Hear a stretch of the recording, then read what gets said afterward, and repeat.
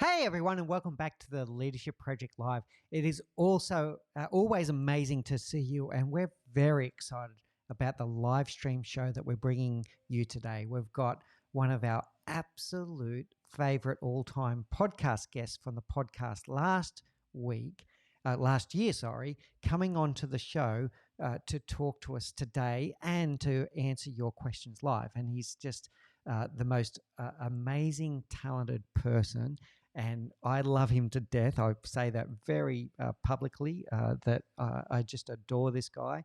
And I love bringing him to you today and giving you the opportunity for you to see him live and also to ask your questions. So as you get settled in, I know it takes some people a little bit of time to connect. So please do share where you're joining us from and say hello as you come in. We've got Irene here saying good morning and thank you for joining the live stream today. Thank you so much there. Got Gerald saying hi to Mick, and he knows it's Lee coming and he's joining from the Philippines. So we've got people joining here both in Facebook and in LinkedIn Live. Please do say hello as you pop in. Let us know where you're joining from, but also if there's something in particular that you're excited about for today's live stream, we would love for you to tell us that as well. Also, start thinking about what questions you might ask. So if you can, in the chat, please, if you can, put a Q at the front of your question. It just helps for Lee and I, and you'll get to meet Lee shortly. It helps Lee and I to tell what is a comment versus what is a question, because we want to make sure that we get to as many questions as we can in today's show. And I'm sure you're going to be quite interested about this concept, about how a leader sees the authentic people in their team and how they see the whole of the person. And you'll hear some of these concepts as we're going through this. And Lee is incredibly gifted at this, and I'm delighted to be able to share that talent with you today so that you can see it for your own eyes and hear from him about what he uses when he does facilitations. And he is an absolute master of doing group facilitation sessions. So as you come in, please do let us know where you are joining from. Please do start thinking about your questions. We've got my wife joining, which is wonderful. And Lee, I know you can hear me right now, even though you're in the green room.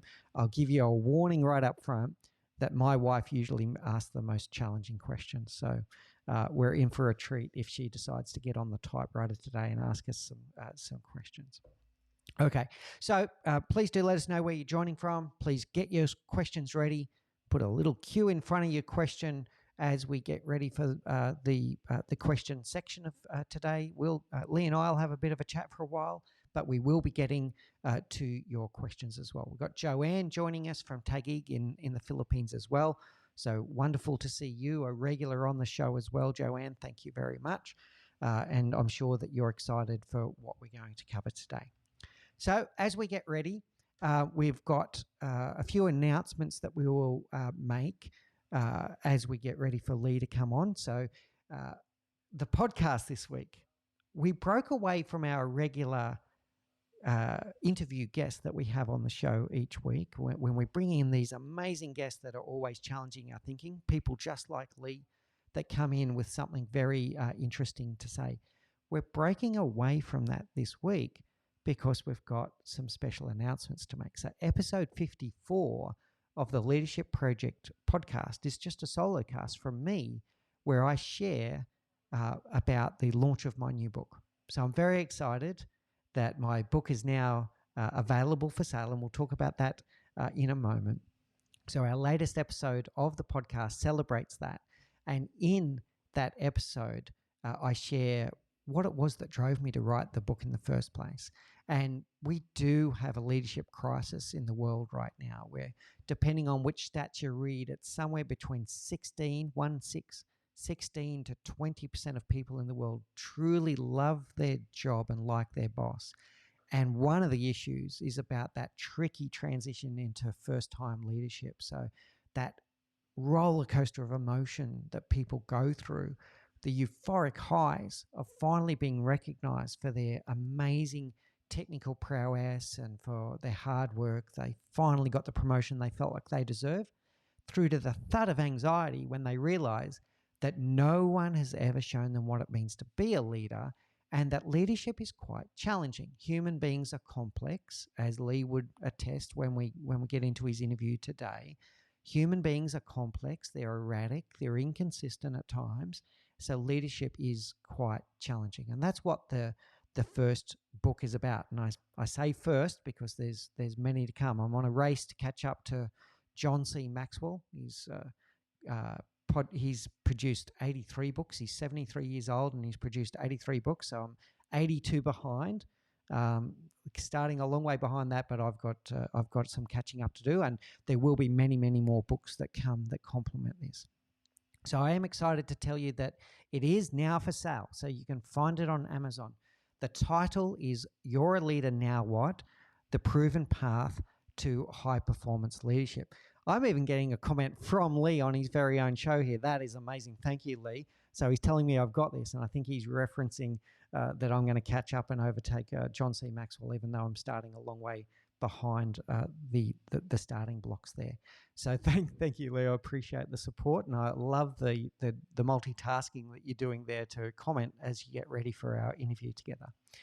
So you can get a copy of You're a Leader Now What via Amazon. A link is on the screen now. The link is also in the comments if you're watching either on Facebook or on LinkedIn. I'd greatly appreciate if you get a copy. I know that you're going to find it very interesting. If you're a follower of the show, I know that you're going to find it interesting because there's many of the concepts that we talk about on the show that go into more depth in the book. And I'd also greatly appreciate if you would leave me an honest review on Amazon. The Amazon algorithm absolutely loves, well, they love sales, but they also love reviews. So if you can leave an honest review on Amazon, it will be a huge favor for me personally if you're able to do so. We're also tomorrow having an exciting event, which is our Ask the Author book launch webinar. And yes, this poster says webinar, but it could have said Zoom party. It's a celebration. So we're going to have a celebration of the launch of my first book tomorrow. I would be deeply honored if you were to join us for that. There is a registration link that you can hit, and by hitting that registration link, you then get the Zoom link for that, and you'll also get updated on news about the book and any changes that we need leading up to that launch party. So please do join us for that launch party. It is tomorrow. For those that are in the US, it's on May the 4th, Intergalactic Star Wars Day. May the 4th be with you. It's at 9 p.m. Eastern, 6 p.m. Pacific, and I always get confused with Central and Mountain, but it's the times are in between there. If you're in Asia, it's 9 a.m. in Singapore and Philippines and China. If you're in Australia, it's 11 a.m. If you're in New Zealand, it's 1 p.m. And I know that we have a very international audience, and I'd be deeply honored if you're able to join us for that. Please do hit the registration because that's how you get the Zoom link. We want to respect your privacy, so we're sending out the Zoom link privately for those that are joining the launch. So far, we've got about 80 people that have registered for the event. I'd love to see let's get it up above 100, and I'd be just so honored if you are going to join us there. I'm also excited to tell you that the book's only been launched for a bit over a day now, and it's already hit the #1 new release in multiple categories in Amazon. So for those that have already bought the book, Thank you so much. It just means the world of me. It means the world to me. So thank you so much for those that have already got it. And please, if you can leave those honest reviews on Amazon, that would be just amazing. Now, that's enough of me talking about me and talking about our book and the leadership project. I now want to talk about our amazing guest that's coming on today. This guy's sorry, I know my wife's listening, but I just love this guy. So platonic love, of course, but this guy is just amazing. He changed my life when he came on the podcast, and ever since, I still think about our interview to this day, and he's been one of our most popular podcast episodes. I think it goes back to something like episode 39 or 36. I should know that, but it's 30 something. So it goes all the way back to episode 30 something. You come on the show and blew our mind. One of the most popular podcast episodes that we've ever had. We've also done multiple YouTube videos with our guest today, Lee Prosenjak, where our wonderful content editor, Faris Sadek, takes the video of Lee's interview and he converts it into these amazing edited videos that, they're about 5 to 7 minutes long, but he captures the real essence of the message from Lee about seeing the real person and about really checking in with someone and getting to the essence of who they are and whether they're okay. And Faris creates these videos where he blends in graphics and music and B-roll and makes it a type of edutainment, because we know that not everyone listens to podcasts end to end. I do. I listen to podcasts like nobody's business, but not everyone listens to podcasts. So Faris creates these other types of media, the YouTube videos, so that everyone gets a chance to see it.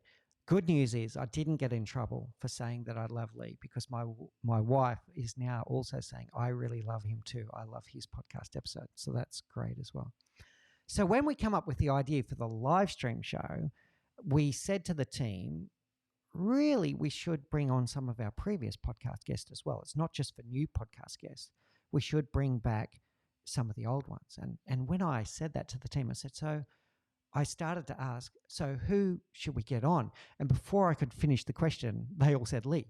So Lee is a massive favorite of us here at the Leadership Project, and I now want to bring him onto the stage, and I'll get Lee to introduce himself. I've probably pumped him up enough here, but he really is amazing at what he does. He's an amazing facilitator of group sessions, whether that be in a live environment or a virtual environment. He works for Hesse Partners. He works for Entrepreneurs Organization. He does multiple things, but his gift is the ability to facilitate group sessions, whether they be in a live environment or in a virtual environment. So Lee, please introduce yourself to the audience. Many people probably have heard the podcast, but please do reintroduce yourself and we'll get started into the interview. With your incredible introduction, Mick, I don't know that you know this, but I just worked a deal with your wife in the background, and you're now doing all of my PR. So, we're going to see an awful lot more of each other just so... Anytime. My goodness. Yeah. Thank you for having me here. Thanks for the kudos, and thanks for your book. I mean, this is I'm excited to read this. I'm excited to see what you have to say in there too. And undoubtedly, I think you'll be hitting 83, 84, all bestsellers here very shortly. So you'll give John C. Maxwell a good target to shoot for himself. How's that sound? That sounds great. I'm going to set the new standard. There we go. I love that. Yeah, good. Thanks, Lee. I've got a lot of catching up to do, but I can get there. Yeah. Right. Absolutely. All right. So tell us more about your background, Lee. So I'll share with the audience how I come to know you. I joined a one of these virtual webinars close to the start of the pandemic, and what I saw was just this amazingly gifted person that even in a Zoom environment, you got the best out of the audience. You made everyone feel comfortable. You created this, to borrow, talking about Shed, a good friend of you and I, to create this amazing psychological safety where everyone felt comfortable to open up, and really amazing facilitation. That's how I came to know you. But tell us more about your background for the audience. Well, it's Mick. It's a tale as old as time. I'm sure you've heard it a million times. I was a lighting person for rock concerts and theater shows, turned business owner, turned who knows, entrepreneur that just keeps going. And that's I mean, who doesn't have that story, right? Like, so I feel like I've reinvented myself quite a few times in my life, and each one is just a slightly different iteration. It's definitely different tasks. It's definitely different days, which I really enjoy. But every time is still the same. I'm a lifelong artist, and I just want to wake up every day to create art. Yeah, and that screams through as well in everything that you do, including your dance studio with your wife Steph, and Cherry Creek Dance. And not only do you help, I'm going to say, us adults with exploring ourselves and finding our authentic selves, but you also have the dance studio, which is everything from very young children through to adult dancers that are looking to, I'm going to use the word, express their authentic self through dance. Tell us more about that. Indeed, it's such a fun thing.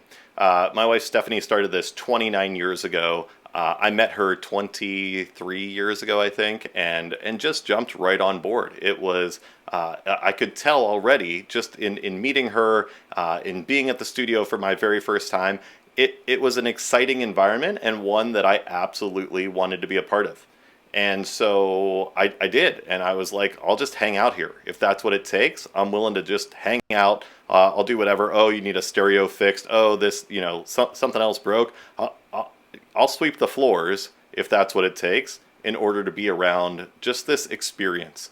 And that went from that idea to creating and molding those experiences. And I think that, again, that's something that I've always sort of done in one way, shape, or form. It just takes on a different look each and every time. So it's been an amazing run of 23 years for me, 29 years for her, and we just keep going because there's so much passion there, and there's so much just to see that impact happen is just massive.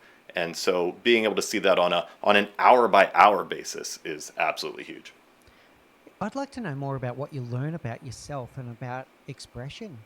So you do, your tagline on LinkedIn talks about expressing through art and finding art every day, etc. I want to know what you learn about yourself through that, Lee.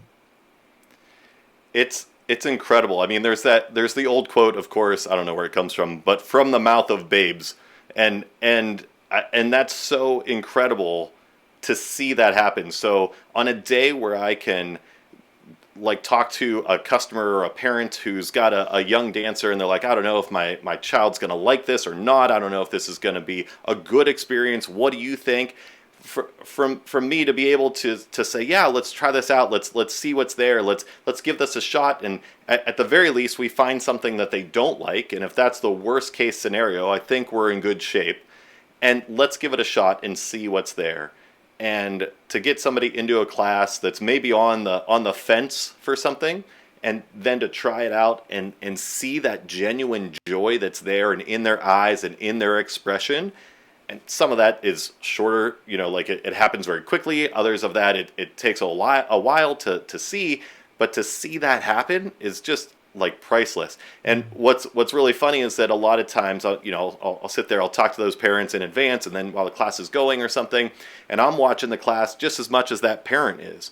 And I just met this 2-year-old 15 minutes ago, and I'll turn around and I'm emotional. I get like just choked up, where I start, I'm often moved to tears, and I turn and look at the parents, and the parents are like, well, what's going on? Why are you crying? Like, that's my kid that's having a good time. Like, why are you crying? But I get moved to tears because it's such a special thing to just be able to see that, just that spark happen. And I love it. Absolutely love it. That's really amazing there, Lee. And one of the things that we talk about a lot on the show is about finding joy and fulfillment in what you do. And you clearly do that. You do that through the service of others, and you see that joy, that reflective joy that you get when you've brought the best out in them and you've brought the joy out of them, that becomes your energy, is what I'm seeing there from you. And when you talk about it, your face even lights up when you talk about it, right? So there you go. There's another smile there. Okay. Indeed. I want to now translate that into what you do now, right? So you are an expert at group facilitation. Once again, whether it's live or it's in these virtual environments that you seem to nail so well. And I want to talk about that word that you said, out of the mouth of babes. And I've often thought about this, and I've not explored this question. I'm going to share a theory with you, or it's not really a theory, a problem with you, and I want to hear your thoughts on it. So children don't seem to have that filter, right? They seem to be able to look at something and go, what's that, Dad? Or what's that, Mum? Or that doesn't make sense, Mum. That doesn't make sense, Dad. Or and I'll say even sometimes it's borderline uncomfortable. They'll say something about someone, oh, that lady's got a big bum, Mum, or whatever the case may be. They've got no filter. And then as we go towards adulthood, we end up in these corporate environments where we seem to have put our guards up, and we've developed a deep filter where we're stopping ourselves from saying maybe what's on our mind. My question is, where do you think that comes from? And do you think it's a good, a bad, or a different thing? It's a great question. I'm not exactly sure where it comes from. My suspicion is that it's part of that is your upbringing. Some of that is societal. You're supposed to talk about this. You're not supposed to talk about that. You're supposed to say these things. You're not supposed to say those things.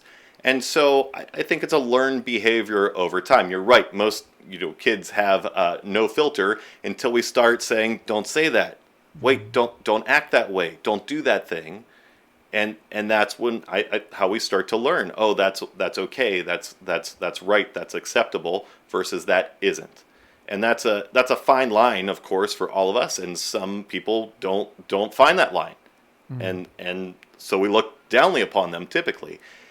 I like to kind of push and play with that idea and that thought quite a bit, and especially in my work. There are certain things that we're not supposed to feel either. Pride, shame. Those are two emotions that we're not really supposed to have, and yet all of us do. And why is it so hard for me to say, like, oh my gosh, I had a really amazing day and I did really well, and maybe I got a bonus, or I got to sign myself something extra today, and that's incredible. And yet we find it so hard to like celebrate that success with other people because we don't want to be looked at as boastful or as full as egotistical or something like that, or that you're just bragging. And on the other side of that coin, we've got the shame part that, like, oh, you're not supposed to feel that way, or it's not polite to talk about those things that are truly going on. And that's what I really love to talk about, are those ends of the spectrum of it's that big stuff over here that's like, that's life's best. But I find I can only celebrate that with a very few people, like a significant other, a spouse, a very best friend type of person. But I don't go around looking at the person at Starbucks to say, like, hey, how's your day? And I'm not like, oh, fantastic, I just signed myself like a $20,000 bonus. Because they would look at me and be like, well, okay, tip jar's right here, buddy. Like, come on, let's go. Like, spread the wealth. So it's not okay to say that in most situations. And I sort of feel like it is okay to say. And in fact, we should celebrate those times with you on either end of the spectrum there, to say like, hey, I'm with you, or that's fantastic, and congratulations, and good job. And if it's on that shame end of the spectrum, I'm like, wow, I'm really sorry that you're going through that, and I'm glad that you're able to tell me, and how can I be of support to you right now today? Yeah, so that was my feeling as well, Lee. So let me kind of summarize it back. I think there is a role for a filter. So if there's something that you're about to say that is going to upset another person for no benefit, like it doesn't serve you and it doesn't serve them, well then, yeah, okay, maybe bite your tongue. But it's become something that prevents us from emotionally expressing ourselves. and when it's healthy to express, actually, you know what, I am upset today, or I am sad, or I am angry. My favorite quote from Aristotle, I'm going to butcher it here probably, but I'll give it my best. I'd love your view on this one. We're getting into emotional intelligence here, but we'll end up coming back to this authenticity. To get angry, that is the easy thing.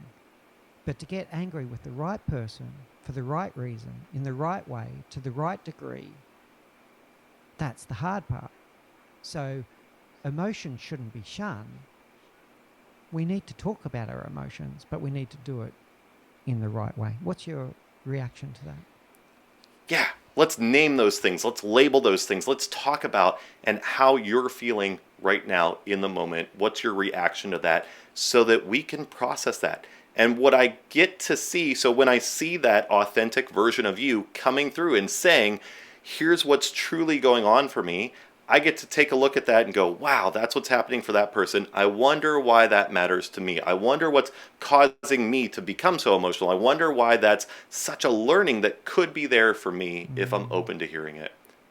And I think that that's the beauty that comes from being able to share that version with the world, with other people, other than just like that one or two people that you have. Let's expand that group of who you can share that stuff with. If it's 2 people, let's see if we can get it to 4. If it's 4 people, can it be 8? So that they can all see what's going on for you. It's helping them to unlock knowledge for themselves. And likewise, as I see you going through that thing, I can do the same thing for myself. And I say, oh my goodness, here's what that means for me. And here's my big takeaway from that situation. Yeah. Just as you were talking before, we had a great comment from Khaled coming through. It was just one word, truth, right? So this is definitely resonating with our audience, what you're saying here, Lee. I want to unpack 2 that you said. One was pride, one was shame. Now let's start with pride. We speak a lot, and in fact, we look for leaders that have humility. So humility is an admirable trait. But do you think sometimes it goes too far where people then don't own their superpowers? Now, a lot of you can't say this, can you? I'm a humble person, because then it sounds like you're not. So most people would say I'm a humble person, right? But I do have some things that I'm really good at. I've got a lot of things that I'm not good at. My wife will tell you that for sure. But there are some things that I'm really good at. So why shouldn't I own what I'm good at and my successes whilst being humble and being open about what I'm not good at? Any thoughts there? Yeah, it's absolutely the case. We typically will downplay those things. And even when you ask me, so here's a good example, even when you just ask me, introduce yourself to the group, I'm sitting here struggling going, well, what do I say? How do I say this? How do I say this so I'm not bragging or of my achievements, the things I've done, or any of that sort of stuff? I try not to say that because there's that filter already kicking in to just say it. And that's as quick as that introduction today. Yeah, very good. Yeah, good example. Yeah, spot on, Lee. All right, let's go to the shame. So then shame kicks in, and sometimes this can be quite serious, by the way. We can end up people not talking about things like violence or even sexual violence, etc., because they feel shame when they really need to speak up. Otherwise, it's going to continue and all that kind of stuff. Or it could be even things like, I'll pick something very topical at the moment that I feel people are starting to talk about but haven't talked about enough. Imposter syndrome. Imposter syndrome is so much more widespread than you think, but people don't necessarily talk about it because of, I'm going to assume, some element of shame. How can we get past that? I think for that in particular, especially imposter syndrome, I think it's good to know that everybody, or I would say a good vast majority of people, probably feel that maybe on a daily or even hourly basis. Some of the work that I've been blessed to be able to do is that I get to work with groups of CEOs and high-level people from around the world. And I've got to tell you that one of my big ahas, one of my big insights through all of this has been that there are universal themes and they affect everyone. And so if you see that person who has it all together, who's got the perfect life on paper, or has all the money that they could ever need, or has, it looks absolutely perfect from the outside, Mm. I would bet that 10 out of 10 times on the inside there is all those sorts of feelings like, oh my gosh, I'm not good enough. Did I answer that question right? Is there, should I have done something differently? And we second guess ourselves. We do all those things that are tough. And I'm sitting here saying we because that's me included. And again, like just before the interview, just before, like I've been thinking about this all day, and I told you when as we jumped on, I've been so excited to talk to you, so excited to think about this stuff with you, because I know that there's going to be learning in here for me. I don't know what it is yet. I've already had some things that I've started thinking about, because you have a good uncanny way of sort of recapping what I say, and I'm like, that was a really good point. Oh, like that's it's a great skill that you have. And so I'm like, what else can I learn about myself today? And how can I transfer that into more knowledge? So when I see that imposter syndrome, when I see that second guessing question of myself, I've been trying to train myself to go into that and go, I'm curious now. I wonder why that triggered for me today. I wonder what part of that brought this up to me. I wonder why that's standing out in my mind. I wish I had an answer for it. Maybe someday I will. Maybe I won't. But I'm going to keep trying to see if there's something in there that I can unlock for myself, and maybe that's something that's able to help somebody else in the process. Yeah, well done. You've gone to the surface of others there again at the end, but I want to pick up on something really important. I hope the audience noticed it as well. That's twice now you've come to this point about self-awareness. So when you've been talking about these emotions, you haven't been just noticing the emotion, noticing and naming. That's important. You've been asking yourself, what is that emotion trying to tell me?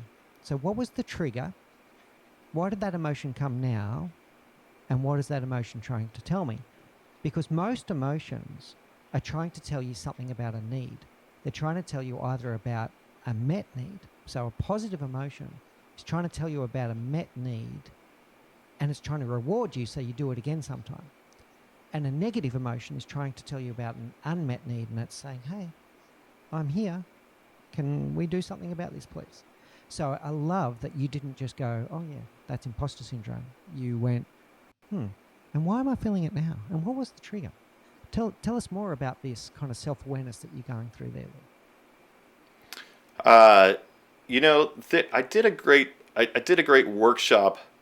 Gosh, this was years ago, and we were working with a wonderful person who is a psychiatrist, and they said to me, what I want you to do is to pretend, role play a scenario that if you and one of your team members, made a mistake, what would you say to that person? Just kind of a minor mistake. What would you say to that person, and how would you react in that situation? And I just kind of looked at my friend and I said, oh, hey, looks like there's a little bit of an issue. It's okay. We solved it. It's all fine. Just hopefully we won't have to ever see that again, and we can address that in the future. We'll figure out a process around it or something like that. And it was just, it felt just like that, just as I said that comment to you right now. And then this person, in all their wisdom, which I'm sure this happens all the time for them, they said, all right, let's imagine that you made a mistake and you found a mistake that you made yourself. What would you say to yourself in that situation? And I just instantly blushed. I was on the verge of tears, and they said, what's going on? And I said, they said, what would you say? And I said, I can't tell you. And they said, why not? And I said, well, because it would be impolite to say those words out loud. Yeah. And that's the self-talk that's going in my head, right? Like the conversation that's going on inside my head is so different than the one that's going on outside of my head. There's those filters that are coming into play, right? I can't share that part. I can't say that thing, because that wouldn't be right or polite or the appropriate thing to share. Yeah. Even if I'm sitting here with a good trusted friend, I probably still shouldn't say that much about this. And it was all very negative. Why did you do that? Why are you so stupid? What were the thing like? And there were lots of 4-letter words involved in my mind as well. And so after just like objectively looking at that, I start to giggle a little bit, and I'm like, huh. And the person said, do you see a difference here? And I said, you think? Like this is Wow. wildly different. That's And I can treat others that way. I can treat others with that respect, that kindness, that I can meet them with empathy in that moment and say, oh, it's totally fine, it's okay. Why can't I do that for myself? That's amazing. And there's two things there. One is the word filter, come back again. And the second one is we are our own harshest critic. I think everyone is like that. And this is a topic for another day, but I'm just going to leave this here because it's one that I'm still plagued with. Here's open and transparency. For me, feedback is a gift. I love receiving feedback. I crave it. I crave positive feedback. I thrive on positive feedback, and I crave constructive feedback because it allows me to build the self-awareness to do something about it.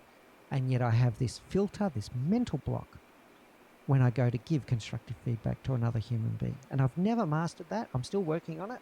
I'm getting better, and I've developed a bit of a process to do it, but it's a forced habit that is to break down my filter and say, no, that other person deserves this feedback, and that my love for them is greater than my fear of the conversation. And I think that's a topic for another day, but I think it's the same thing. We're our own harshest critic, and we apply this filter differently to ourselves than we do to other human beings. It's really interesting. Now, Wildly different to ourselves than to others. Absolutely. yeah, right. Okay, now you've just given a perfect example. You just gave a third-party example of your gift. So someone that managed to see the real Lee. This is what you do, Lee, and this is what I've seen you do in action. We discussed it on the podcast as well. So how do we, as a leader now, how do we break that filter? How do we get someone to open up? I have a saying that how are you is not a greeting, it's a question. And yet somehow in Western society in particular, we've allowed the morning, hey, how are you? We've allowed that to become a greeting. Lee, I've seen you do it. How do you get past that, yeah, I'm okay, for someone to go, well, actually, I'm not okay. Or actually, I'm delighted, or, on the positive side as well. How do you get them to open up? I don't have a good trick for this because this is one of those things that you can't trick. It's got to be genuine. Our friend Shed, who you referenced before, Stephen Shedletsky, would say we've got to be able to listen so that others feel comfortable to talk about this stuff. And I can give you a great example, and it was one of my teammates. I was there. I had a busy week. I had all sorts of stuff going on, including a lot of work to catch up on.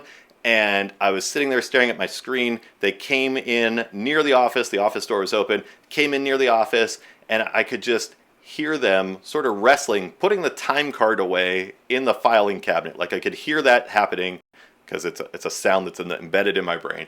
And I could hear that happening in the background, and I just stopped what I was doing, forgoing all the work that I knew that I had to get done that evening, and I stopped and I said, hey, how are you? And they turned and looked at me through the doorway and said, oh, I'm okay. And I just, once again, I'm like, okay, here's that moment. And I could have just left it there and said, good. But I can't do that, Mick. That's just not in my nature. Yeah. So I showed them physically. I stopped working. I stopped looking at the screen. I turned. I faced them. I turned my whole chair so that they could see that I was giving my full attention. And I said, we haven't talked in so long. How are you doing? And they walked right into the office, sat down right with me. We're almost knee to knee with each other, and we sat there and had an incredible conversation. It was 90% of them talking. It was 2.5% of me talking. So I'm asking a genuine question and then waiting for that genuine response to hear what's there. I'm hanging on that person's every word. They have my undivided attention. It makes that presence for me is probably one of my greatest gifts to the world. and yet it's also an Achilles heel too, because I had all this work that I needed to do. There were other things that I could have been doing, but I got to tell you that in that moment, none of that mattered to me. I was sitting there, and there were only 2 people in the world. Yeah. And we had a great conversation for probably 40 minutes. And then they said, huh, you have a great way of having conversations, and I appreciate that I get to do that with you on an ongoing basis. And I said, thank you. It was a genuine thank you as well. And off they went on their way. Off I turned probably back into my spreadsheet. And it was, but it was a gift for me too, to have that conversation, to be able to have that conversation that evening was a gift for me. There's 3 really powerful things that are coming out for me there, Lee. The first one was body language. The body language element of presence. The fact that you turned to focus on the person, I think was key. The second then is the mindfulness that both of you, I'm going to say, made the other person feel like they were the most important people in your world at that very moment. Yes, in 40 minutes' time, something else might take your distracted attention. But right now, and I can tell you right now, the most important person in my world, sorry, Say, I know you're watching, the most important person in my world right now is Lee Prosenjak, right? So I'm here with you and being present. And then the third one is the genuine listening. The genuine, deep listening without judgment, and giving that person space, holding space for them to express themselves. And then once they're comfortable, that's when I think the magic happens. We've got a great question here from Irene that I'd like to bounce straight off that. How do you know when it is truly safe to be your authentic self, Lee? Ooh, Irene, what a good question. I'm the type of person that wears my heart on my sleeve. And even bigger than that, I probably put out not just on my sleeve, but let me put it right here on my lapel so you can see it in the shot with me. And I do that, and I think that there's a line that each one of us sort of tiptoes up to all the time, and you say, like, do I want to go over this line? Do I want to cross this line today? Is this the right time? Is this the right environment? And then here comes the filter again to say, no, don't do that, don't do that, don't do that. And again, intentionally, a lot of times I will push across that line of myself. And if I share of myself, chances are good that that other person or group of people will share of themselves a bit too. We'll match that lowest common denominator, whatever that is. So if I show up and I'm super tightly contained in what I'm going to share, you will likely be the same way. If I come out here, I've got my heart on my sleeve, I share what's truly going on for me, I share my authentic stories instead of just saying, well, here's what the textbook or the data says. Like, that is not the way to help anyone open up as far as I'm concerned. I have to model that behavior, especially as the leader, and then in return, I can get the same results back from the people that are around me. So I intentionally will say to people, if someone has a question from my team, if they're like, hey, how do we do this? Or what do you think about that? I will intentionally say, I have no idea, but let's figure that out together. Or, I'm not an expert in this field. I've got a little bit of knowledge. I'll share that with you. And then let's talk about how we make this decision. Or let's talk about what are the external factors that are going on here, or any of those things. So it's definitely a conversation instead of just I know all the answers. And anytime I come across a leader who absolutely knows everything, I'm like, that feels like the disingenuous answer. That feels like someone who is hiding behind some sort of mask that I must know what's right. I must know what's there, because none of us do. There goes that, the self-talk again to say, like, oh, do you know what's right in the situation? Is this the right thing to go? Being a leader to me means I'm okay to say those type of things and share that vulnerability with everybody that needs to hear that. And then I still sometimes have to make a decision. I can take outside experiences. I can listen to the data that you're bringing to the table, your thoughts, your suggestions, your ideas, and then I'm able to say, okay, as a leader, sometimes I have to make a hard choice, maybe one that not everyone will like or agree with, but I'm going to go ahead and make that choice on behalf of the team. But I still have to listen first. I think that was a long answer to Eileen's question. How do I know when it's okay to be my authentic self? When I can give that. I wouldn't expect anybody else to show up as their authentic self unless I'm doing it first. Okay. Yeah, really good, Lee. There's three elements there. So one is showing by example. So being vulnerable and being the first one to be open in that way. That's really good. Then that holds space and shows the others that it's okay for them to do so. And there was an element in there that I want to pick up that is also something that Shed talks a lot about, and then rewarding that. So when someone does open up, make sure that you're rewarding. Oh, thank you so much for opening up with me today. What about let's go one double click deeper into Irene's question. What about if you're the one that's going through something right now? Let's say that you are sad or you are angry or whatever the case may be, and you've never had that conversation with your boss before. You've never had an open conversation. How do you know that it's safe to do so? How do you start? It's a great question, because I don't know. I think that's one of those things where I kind of know it when I feel it. If it doesn't feel like a safe environment to talk about that, it probably isn't. If you haven't had those clues, if you haven't had that conversation, I mean, at some point we gotta not just start small, but we have to start somewhere. Okay. And so maybe it is a small little, instead of a "how's your weekend?" Great. It's a "how's your weekend?" It was okay.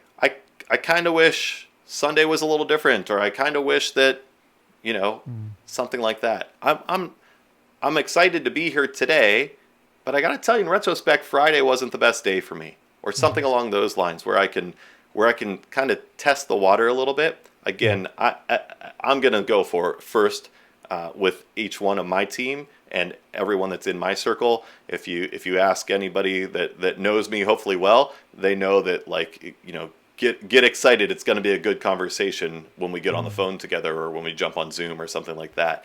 Yeah. And I think that hopefully people look forward to that, and that it's not like they're not like, oh gosh, I have to talk to Lee again. I think it's the other way around. I don't know that for sure. Mick, you tell me that later. Give me some feedback later. I can but tell off the air. I can tell you for sure right now, it's always a delight. The two things I heard there were about trust your instinct. So if it doesn't feel safe, that's telling you something. And the second one was dip your toe in the water, test the waters. And I want to tell a story on the back of that, very quick one. Something I learnt from Evan Spargo, a master certified coach in my coaching training. Is a very funny thing that happens, Lee, in a coaching environment. And one of the early questions you're asking is about, okay, so what's going on in your world right now? Or you can use any kind of variant of that. And what Evan taught me, and I've listened back to recordings, and he's right, is a coachee will tell you the most impactful thing as the last thing they say.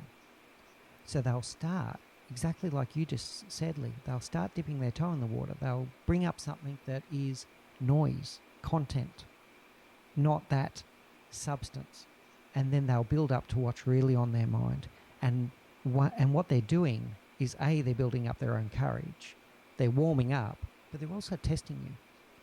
And they're testing you as a leader or a coach to see if you're judging them. And if you either interrupt them or show either in body language or in some kind of response, if you interrupt them at that less important thing halfway through, you missed the gold. So my encouragement to anyone that's on the receiving end of one of these conversations, hold space as long as you can so that they get to the gold. All right, excellent. Let's go on to this next one. This is interesting. Faris. Loving this so far. How do you get introverts to open up without making them uncomfortable? I'm going to add something to Faris's question here and see if I think it's going to benefit, particularly in a group setting, because they might be comfortable one-on-one, But you do a lot of group facilitation, Lee. How do you get an introvert to open up without making them uncomfortable?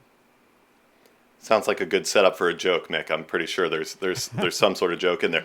Uh, yeah, great question. Again, my trick for this is that I like to tell people what we're going to do in advance. Okay. Then, when we get into the room together, we'll go over the agenda, we'll talk about what we're about to do again. And then, at the end of that session, I basically recap and say, and here's what we just did. So, and these are broad strokes when we're talking about introvert versus extrovert. But if there was a brainstorming session with the team to say, like, how do we save the company? I'm sure you've all seen it, that you get in the room, you say, all right, we got to get all these ideas up on the whiteboard. What are we going to do? How are we going to do this thing? What are we going to market? How are we going to do this? All this. And you get like a whole bunch of ideas. And then like 30 minutes later, I get back to my desk and there's an email from that more introverted personality type. And it's just like full of gold. And I'm like, oh my gosh, if we had this in the room, instead of just in my inbox solo later, wouldn't that be amazing? And so what I typically do is say, hey, here's the agenda for the meeting that we're going to have next week, and put that question, here's what we're going to brainstorm about. If I can do something like that, here's what we're going to brainstorm about, and here's what we're going to talk about. And these are the key points that I want you to be prepared and ready to do. Great. And then we're going to talk about it as soon as we get there. Let's set the tone, because most people, and now we're going beyond versus introvert versus extrovert, most people will actively engage when that's the case. You did this today. You set the tone for this. You said, hey, here's what we're going to talk about today. That was part of your advertising. We're going to see the authentic you, right? So like, we know what that subject is as we get in here. Yeah. And if you didn't like that subject, you're not here today. Maybe you're watching the record, right? But like, I hope you are. But that's, if you're not in for that, they're not here. Yeah. Yeah. But people had their questions ready because they knew in advance what it was going to be. Yeah, that's really, really good advice. I like that, Lee. Let's go to Gerald now. We spoke a lot about seeing the authentic person. And I spoke before about seeing people's superpowers and all that kind of stuff. What if the person doesn't see themselves in the same way? You see something special in them, or you see something, and they don't self-recognize. They might have imposter syndrome. Any advice there? Yeah, I think, again, this is probably super common. And that's us being able to say things like you did to me. And you say you have a great, unique way of talking about these things. You have great insights and I'm sitting here thinking like, I kind of do, like, it's not something that really occurred to me before we start talking about this, but you're like, awesome. Thanks for seeing that in me. So absolutely, there are lots of those things that we just can see, don't recognize. Sometimes we don't see them or don't realize that that's a thing. I think the thing to do is to keep recognizing all of it and saying, I love what you do there. Thank you so much. And be specific with it. It's not just gosh, you're great. You were like, Lee, you're good at this. And I return the same thing to you. I love how you're able to summarize each of these segments with a bullet point of learning, a 2 or 3 that you took out of this, because that to me is super helpful. So it's very specific with that feedback too, to say, here's what worked well for me. So I love that we can do that, and for each other. Because often we can't tell that about ourselves. We don't know that about ourselves. We might have a hunch that might exist. We might think that that's a good idea, but tell people. It's pretty awesome. Let me give you one example, quick example of that too, is that I was out with some friends the other night. We were having a good time. There was karaoke going, and so what do other than Sweet Child of Mine, which is my go-to jam? Mick, I want to know what your go-to jam is too. But so sing Sweet Child of Mine. I'm jumping around. I'm singing along. I'm rapping with other people as they're singing too, and I'm genuinely having a good time. because the party is absolutely where I'm at this exact moment. So I'm having a good time. I'm feeling fun. I'm yelling for people. I'm screaming as they're done singing. I'm applauding. I'm screaming like I'm at a rock concert. Here I am, going back to my roots. I'm at a rock concert, even though it was probably the worst version of Sweet Caroline I've ever heard, right? Like, of course, we're all going to sing the chorus with everybody. And so I'm like hoarse. By the end of the night, I'm like hoarse. And this person came over to me in the middle of the night, in the middle of this place, and they said, you know what? I love your energy. I love that you are out here having the time of your life. And I said, thanks. Like, what a genuine thank you. Like, because it was the time of my life at that moment, for that moment, until tomorrow night, which is probably going to be even better than tonight, sort of thing, is the way that I think about this. But what did it take that person to come over to me, seek me out, and say, I love your energy in this moment. I love that you're making everybody else feel good and have a fun time tonight. What did it take that person? Absolutely nothing. It cost them 0 calories to come over and say that to me. And it warmed my heart. I'm getting chills on my back just thinking about it right now, right? It was incredible. And now I've been like telling that story for weeks since that happened. And I love it. I love that that's what happened in the middle of a karaoke session. Brilliant. All right. So tell other people. All right. So I've got to be open with you here and say that mine is the back catalogue of the Beatles. And I've got a little party trick where I know how to sing a song called Ikaw by Yen Constantino. It's in Tagalog, and I learnt it for our first wedding anniversary, so I could surprise my wife by speaking in Tagalog and singing a song in Tagalog for her. So that's mine. To summarize what you said, tell the person and be specific, and by doing that, what you're doing is you're validating it. If you just say you're great, they won't believe you. But if you tell them something specific, well, first they get more knowledge from that. They know exactly what it was that was great. And secondly, it validates it. It wasn't just some, oh, yeah, great, Lee, you're the best. Yeah, right. So, yeah, really good. All right, final one. Khalid, it's a tough one. Do you ever find that people take advantage of your openness and willingness to be so present? Ooh. And yeah, that and Achilles... And how do you balance it? Your own energy in that situation. I'll let you know when I figure out how to do that last part.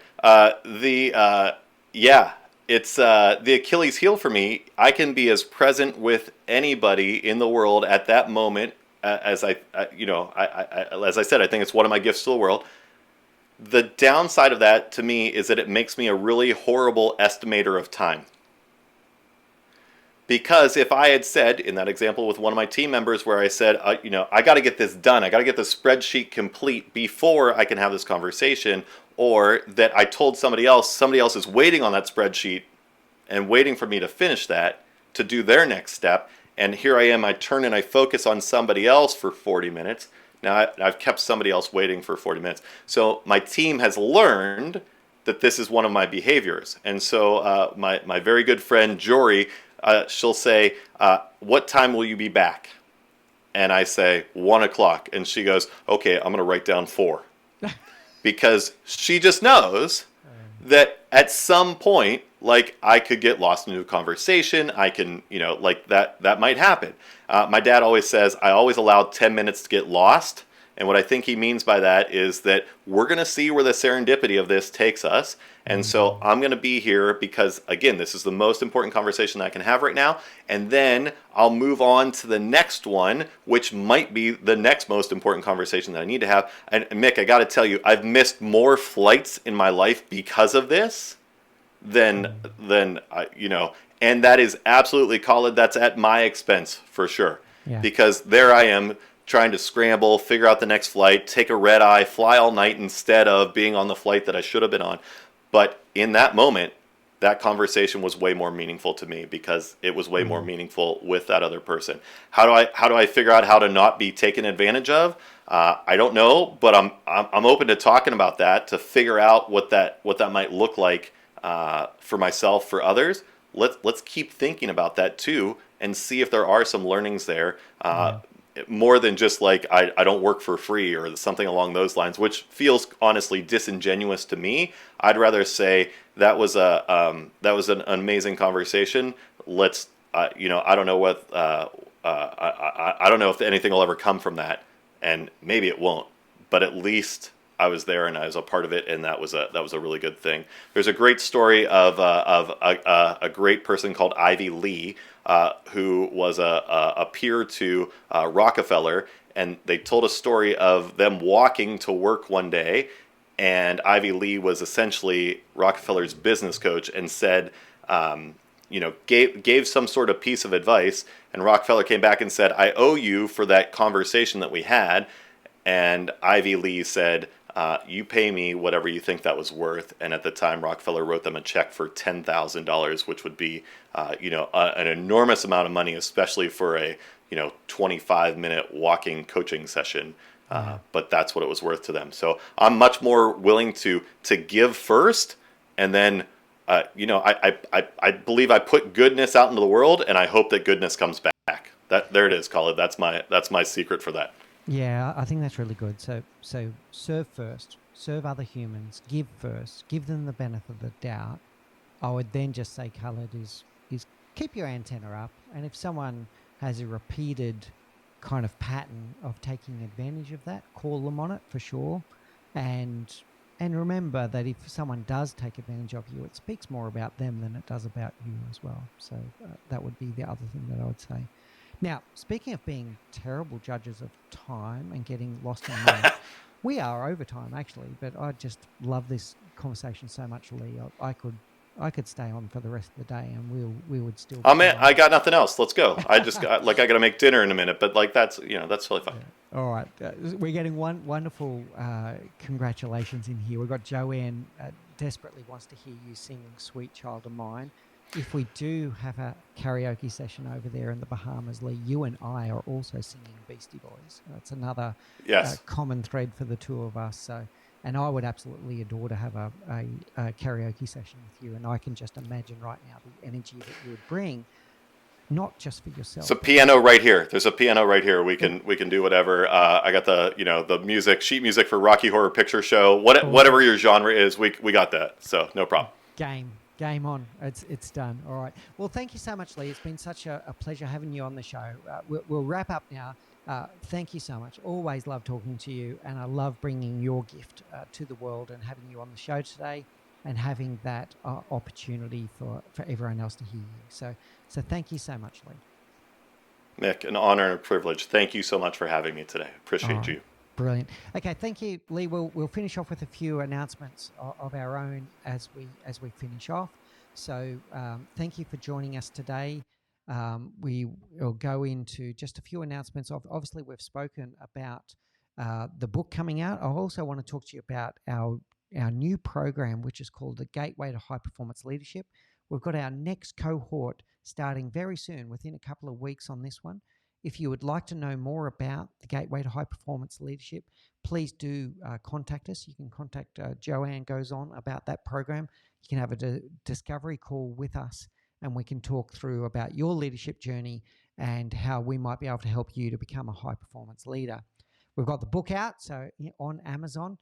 Please do go and check it out. It'd be great for you to purchase your copy, have a good read of it, and leave us an honest review on Amazon. Would be a great personal favor to me. And if you would like to join us for the book launch party tomorrow, we would love to have you there. There is a link for connecting to that. It's mixbeers.com/book launch. If you register for it, you can then get access to the Zoom link. And once again, I'd be deeply honored if you were to join us for that party tomorrow. And finally, we have the Leadership Project live on next week as well with Roberta Hughes.